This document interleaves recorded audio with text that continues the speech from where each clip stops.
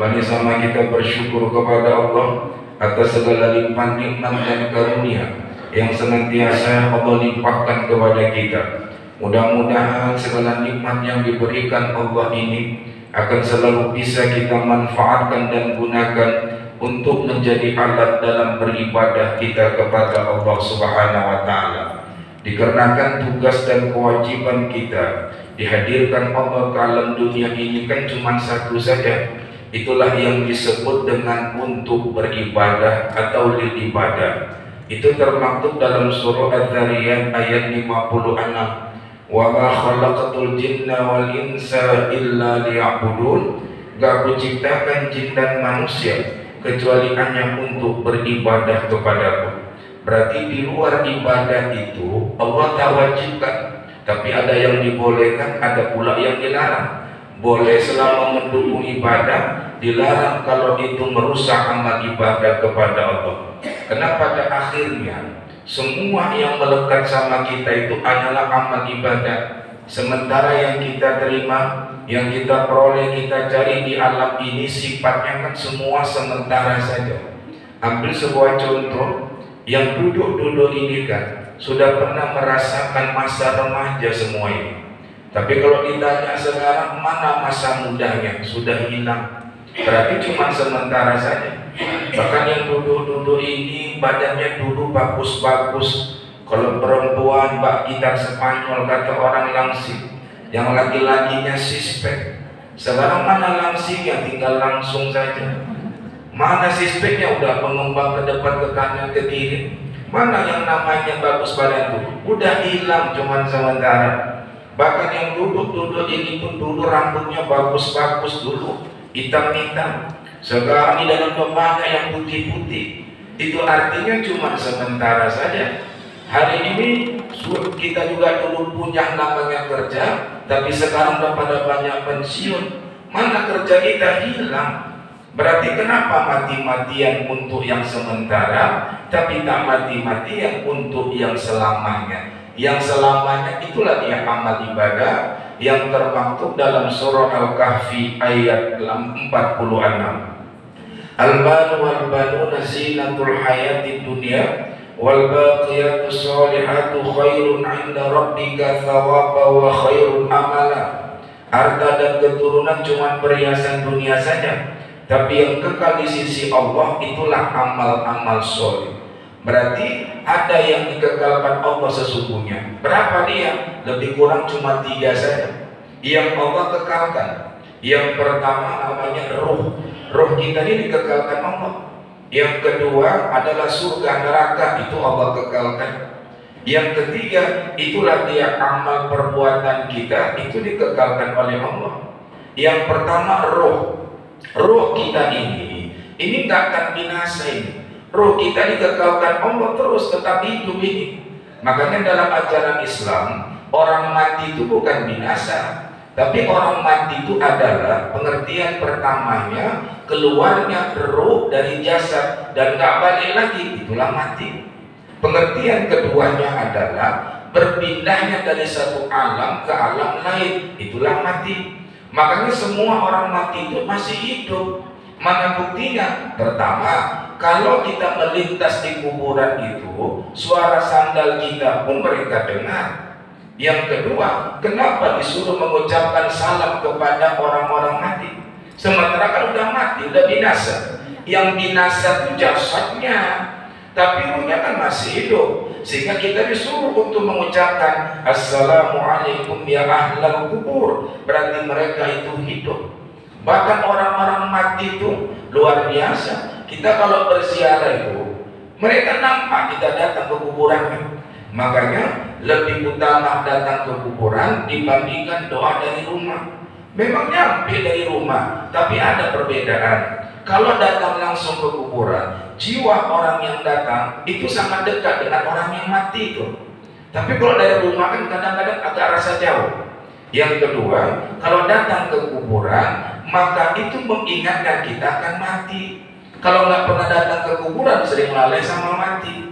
Yang ketiga, dengan datang kita ke kuburan, maka akan terpancing semangat untuk beribadah. Karena yang kita pandang di kuburan itu kan orang-orang yang punya semua, yang punya rumah, punya mobil, punya harta. Tapi saat itu udah gak bawa apa-apa lagi. Apa pula yang tak kubanggakan di dunia? Toh pada akhirnya masuk dalam tanah juga. Bahkan tubuh yang kita bangga-banggakan ini, mohon maaf saja, kalau udah masuk ke liang lahat, rebutan cacing belatung ini.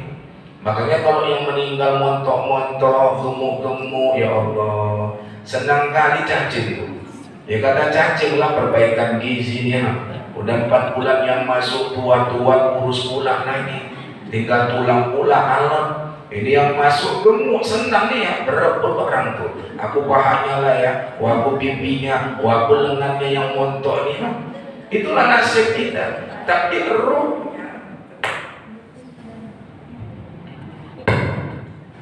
ruhnya itu tetap hidup. Bahkan orang nanti kita sama-sama rasakan. Kalau kita buka kitab Tazkirah karangan Al-Imam Al-Qurtubi, jadi kalau udah masuk alam kubur, ini pasti akan mengalami fitnah. Maka Nabi katakan, yuftar ithnan. Yang ditanya di alam kubur itu kan cuma 2 saja. Yang pertama al-mu'min, orang beriman. Yang kedua wal munafiq, orang munafik. Di luar yang 2 ini nggak ditanya. Yang meninggal para nabi, para rasul itu nggak akan mungkin ditanya. Kan nggak mungkin Nabi Muhammad meninggal ditanya muka nakir kan. Ya Muhammad marabbuka, kok berani kali dia. Maka Nabi bebas pertanyaan. Yang kedua siapa? Para wali-wali Allah, ini nggak ditanya ini. Aulia, wali-wali Allah nggak ditanya.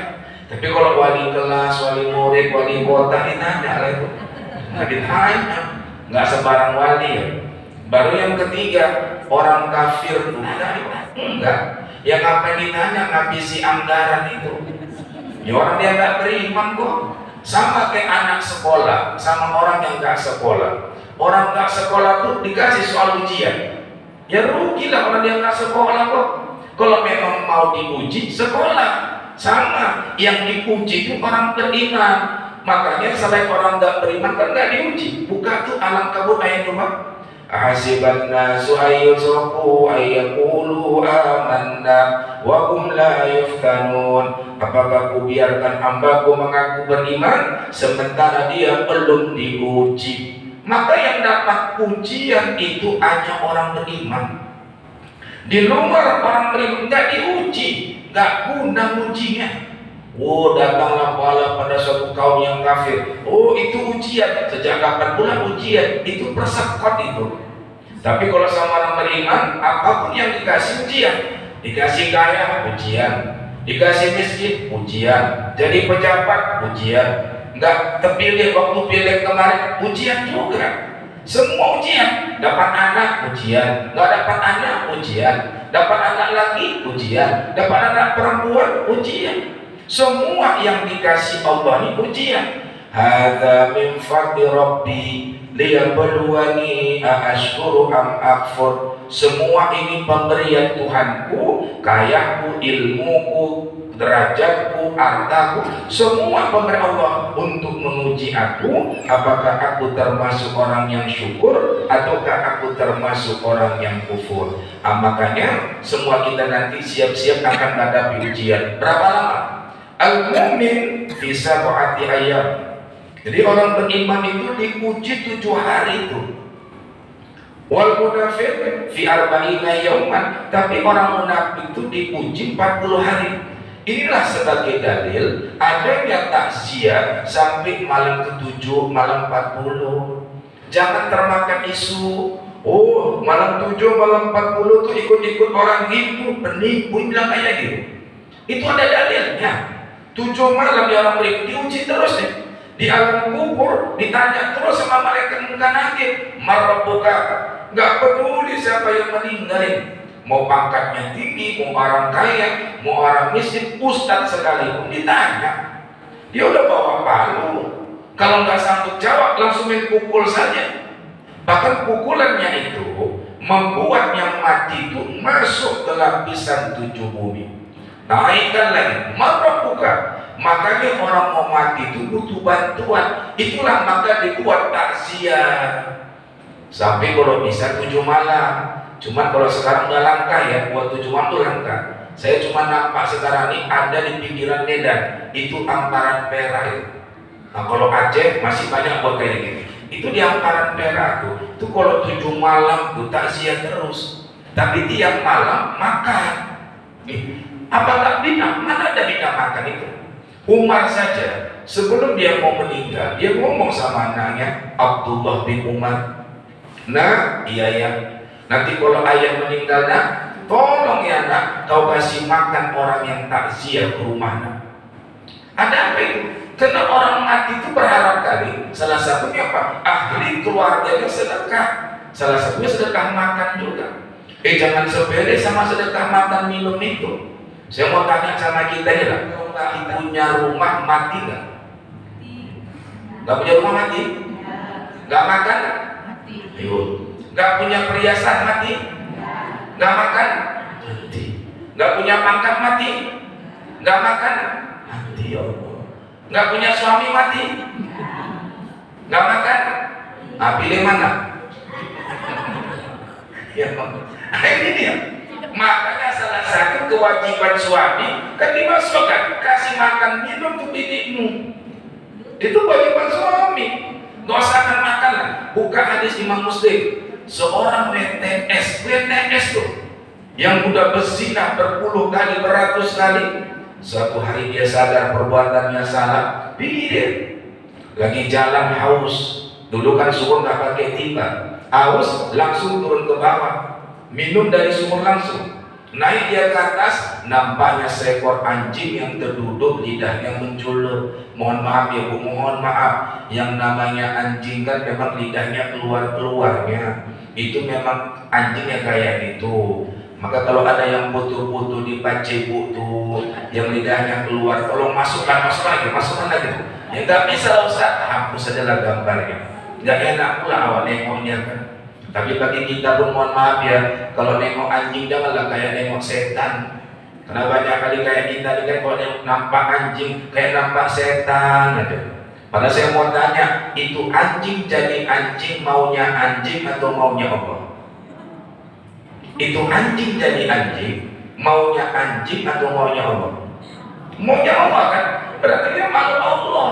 Selama dia nggak mengganggu, jangan pula kita zalimi. Dia kadang-kadang atu-atu baper kali. Dia jalan mau ke masjid, nengok anjing duduk, lidah menjulur, tersinggung pula atu tu yang orang ngecek kali. Oh, dipukulkan atu tu pakai tongkatnya. Dia kok atu pukul tuh, ngecek kali dia Ustaz. Oh tuh, memang kayak gitu anjing tuh. Lidahnya memang keluar. Ada lagi orang azan anjing bonggong dilempar waktu pulang anjing tuh. Ya kau lempar anjing tua, ganggu kali Ustaz. Masa orang aja digonggongnya? Oh wah, apa Ustaz? Dia bukan gonggong orang ajan wah. Jadi waktu ajan tua, setan kan nggak bisa dengar, setan lari wah. Anjing ini bisa lihat setan wah. Maka yang digonggongnya setan yang lari wah. Apa uang setan rumahnya? Kadang-kadang bapernya luar biasa. Kita maaf ya, cepat kali pakai perasaan, makanya gampang kali sakit hati. Orang yang gampang sakit hati mukanya cepat tua. Iya, karena ini dia tersiksa. Jalan awal senyum, orang merengut, sakit hati Bu. Ngapain sakit hati? Mungkin lagi sakit gigi dia. Oh enggak Ustaz, buang muka dia Ustaz, lehernya sakit. Buktinya meludah depan muka dia Ustaz, panas dalam dia. Kok kita baper kali? Sama kayak ngaji kayak gini. Ustaz nggak boleh baper. Kalau ada jamaahnya pincing mata, nyantai saja. Itu bukan berarti dia nggak mau dengar kaji kita. Pincing mata itu cara dia memahami kaji. Ustaz, kalau kubukakan bola mata nih Ustaz, payah kali ku pahami kaji Ustaz. Maka terpaksa aku pincing bola mataku Ustaz, biar masuk kaji Ustaz ke dalam hati. Wah, maka yang pincing-pincing mata itu berarti lagi meresapi kaji. Tapi tunduk balik kepalanya Ustaz, dalam kali resapan dia. Tidak ada masalah. Ya kan, ada yang selonjor-selonjor, jangan sakit hati, kebas kakinya, nggak ada masalah.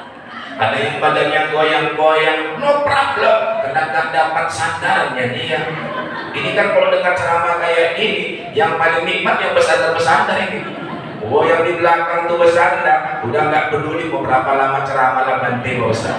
Tapi yang nggak dapat sandar mulai tersiksa nih, ya Allah. Ke belakang terbalik, ke depan ketahuan.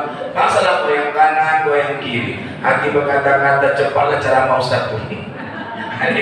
Maka jangan pakai perasaan tadi. Kita nih mohon maaf, gak akan mungkin selamat dari tiga.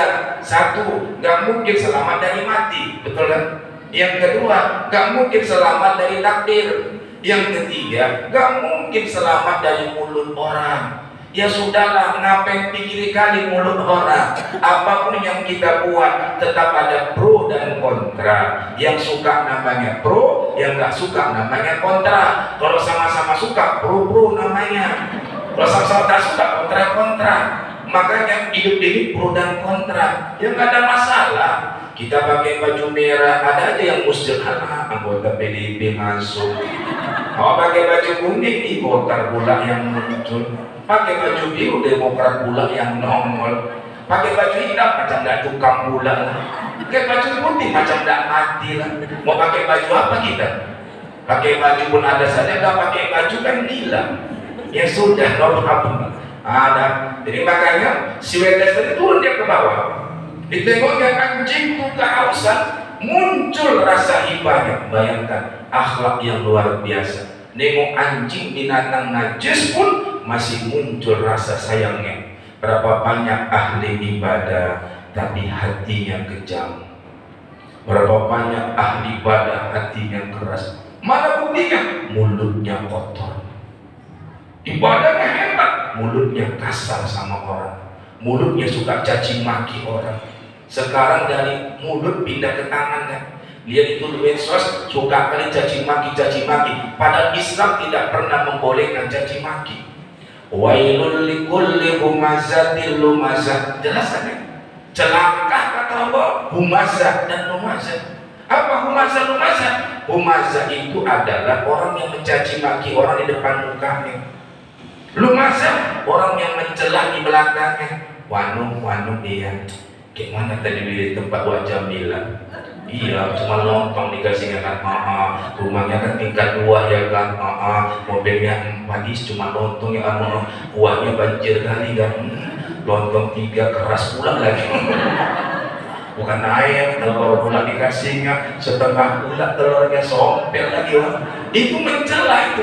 Ya Allah, ibu-ibu pergi wirid akbar bagus, pulang dapat nasi kotak sederhana, naik di angkot rame-rame ngomong, apa? Tahu Ustaz mana dipanggil tadi ya? Jijik kali aku nengoknya. Ya Allah, mencela aja mulut tuh. Bahkan betul, nggak boleh mencela. Bukan lagi Al-Hujurat ayat 11. Wala talmisu anfusakum.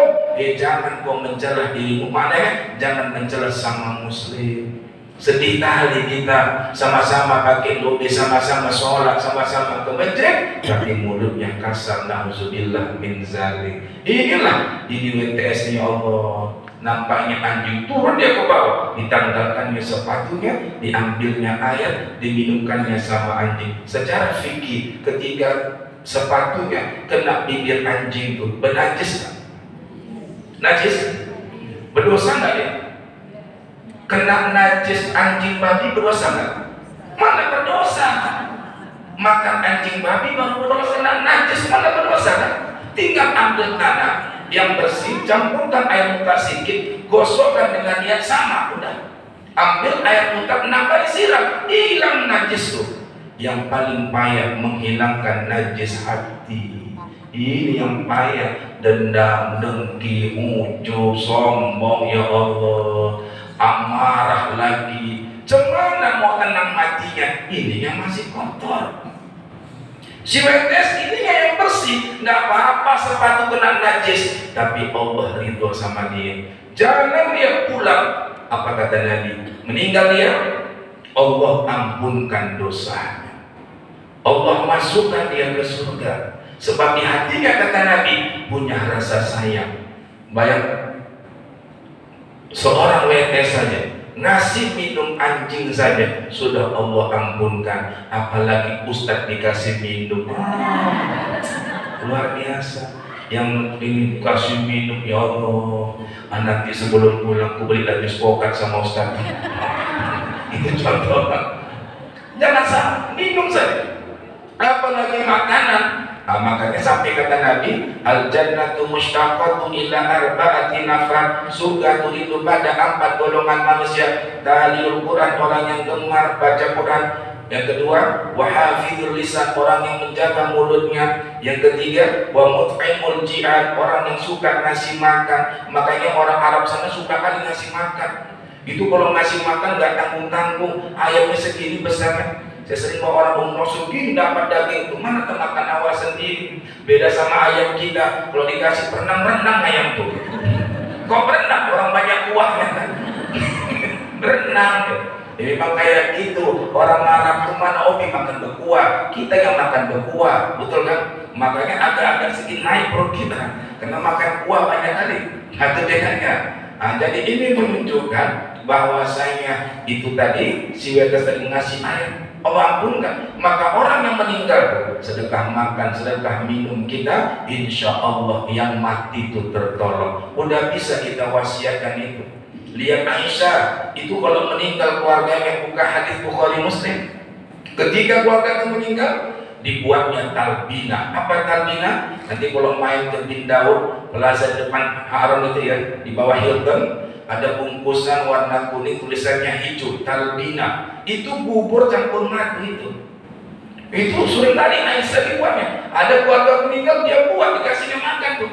Ini menunjukkan sedekah makan minum itu hebat, terutama untuk orang yang meninggal tadi. Maka jangan salah paham, takziah kasih makan itu salah satunya fadilahnya untuk yang meninggal itu. Maka kita mudah-mudahan dibuat anak kita lah seperti itu. Jadi yang pertama, roh itu dikekalkan Allah. Yang kedua, itulah tadi amal ibadah. Yang ketiga, yang Allah kekalkan, itulah namanya surga dan neraka. Bagaimana penjelasannya? Nantilah kita bahas pada pertemuan akan datang. Bukan gak mau lama-lama, udah terlalu lama juga. Disuruh tadi 15 menit, udah 25 menit pula ceramahnya. Ini mohon maaf ini ya. Mohon maaf kalau ada kata tutur kata yang menyakitkan hati, bukakan pintu maaf supaya bertemu dapat rahmat, berpisah pun dapat rahmat dari Allah Subhanahu wa taala. Bila taufiq wal hidayah. Assalamualaikum warahmatullahi wabarakatuh.